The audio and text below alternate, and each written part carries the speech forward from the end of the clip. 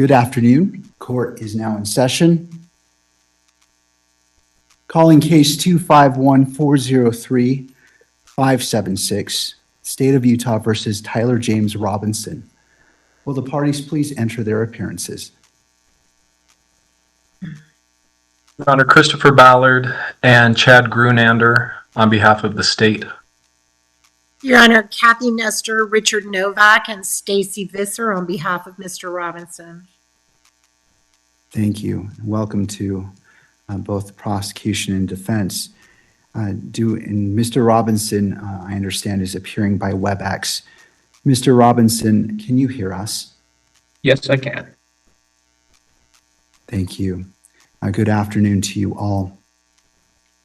We're here on the Tyler James Robinson motion to appear in civilian clothing and without physical restraints at all pretrial hearings. Because of some of the arguments involved in court security protocols, the court held a closed hearing on October 24th, 2025. During that hearing, the parties addressed several related matters. The first, Mr. Robinson's motion to strike the sheriff's response. The second, Mr. Robinson's motion to appear in civilian clothing and without physical restraints.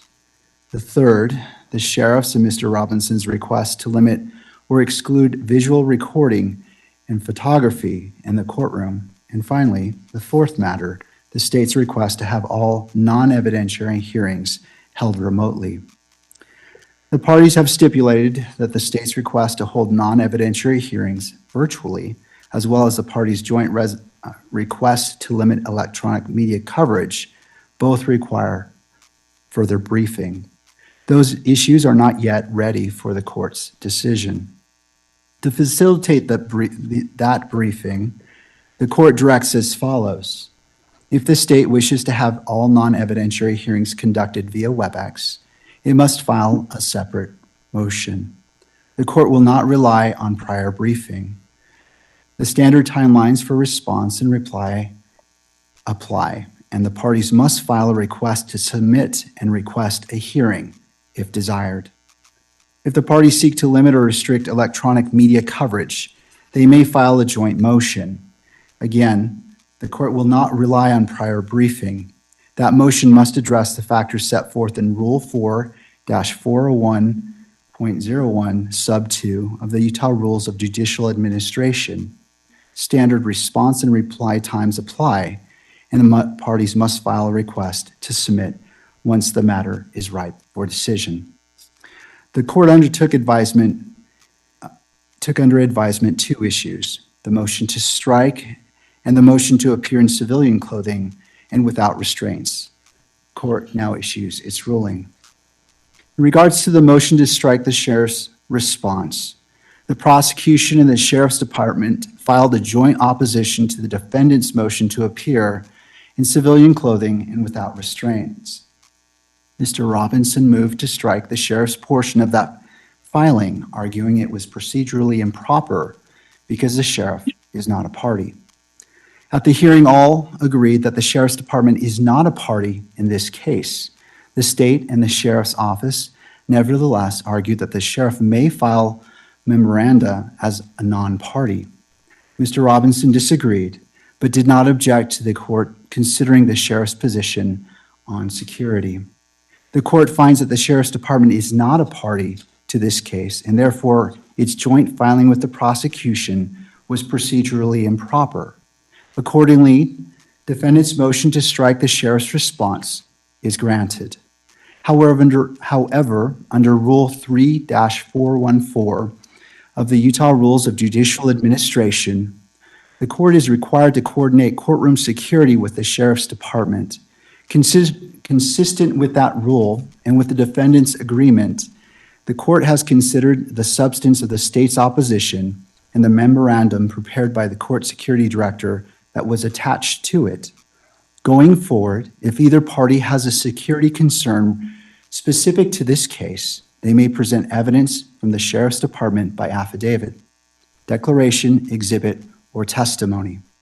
This order does not limit the sheriff's department's ability to coordinate with the court or otherwise act as authorized by law. Turning to the motion to appear in civilian clothing and without physical restraints. The parties agree that during trial, a defendant has a right to appear in civilian clothing and that any restraints must be concealed from the jury. Mr. Robinson now seeks to extend those rights to all pretrial proceedings. The court considered each request separately.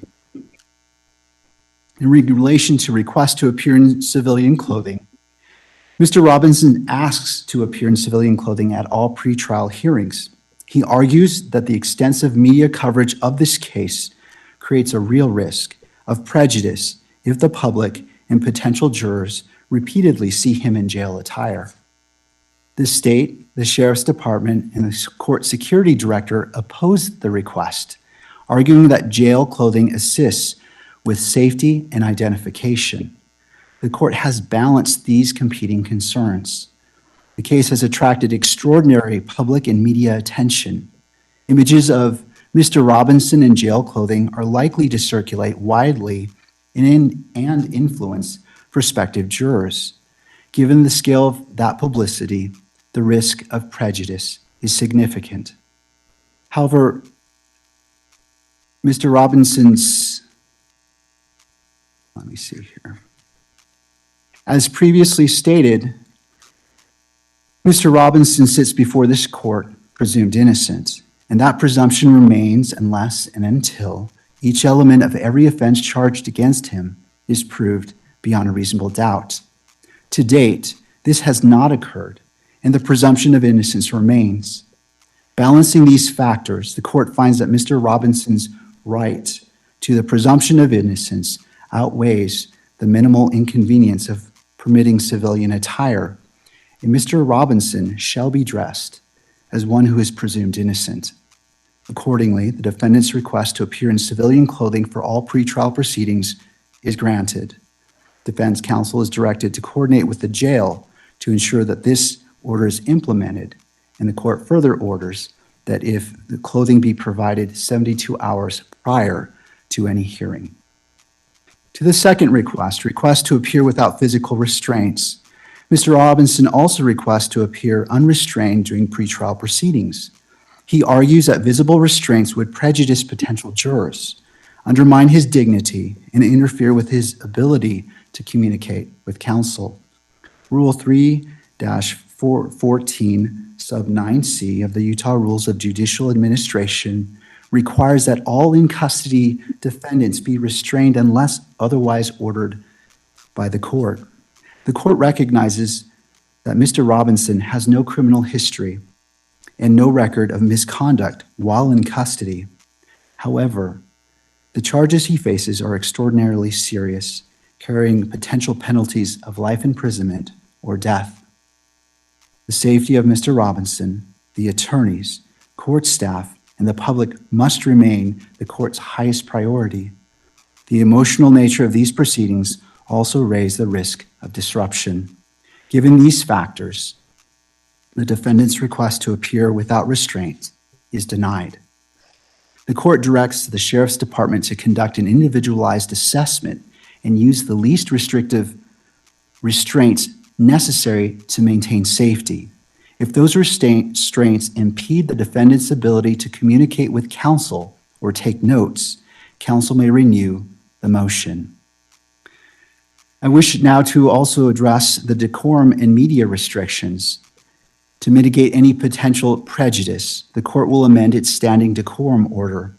The media will be prohibited from photographing or visually recording Mr. Robinson's restraints and from photographing or recording him while entering, exiting, or standing in the courtroom. In making this amendment, the court has considered the factors in Rule 4-401.01 sub 2. This is a high-profile case with strong public interest. Restricting the recording of restraints strikes the proper balance between Mr. Robinson's right to a fair proceeding and the public's right to access and transparency. In conclusion, the court orders as follows. Defendant's motion to strike the sheriff's response is granted. Defendant's motion to appear in civilian clothing is granted. Defendant's motion to appear without restraints is denied. The standing decorum order will be amended to prohibit any visual recording or photography of the defendant's restraints or of the defendant entering or exiting the courtroom. This constitutes the order of the court, and a written order and ruling will be published shortly. Both defense and prosecution have stipulated to vacate the October 30th hearing. Additional time is needed to complete discovery and to file motions addressing whether non-evidentiary hearings should be conducted virtually, whether to impose any blanket restrictions on cameras in the courtroom, and any other motions that may arise. This matter is set to return before the court on January 16th, 2026 at 1 p.m., and again on January 30th, 2026 at 1 p.m. Both hearings will be heard and held in person with Mr. Robinson present to address these issues. And that concludes the order of this court.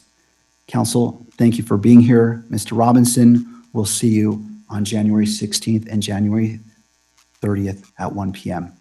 Court is now in recess.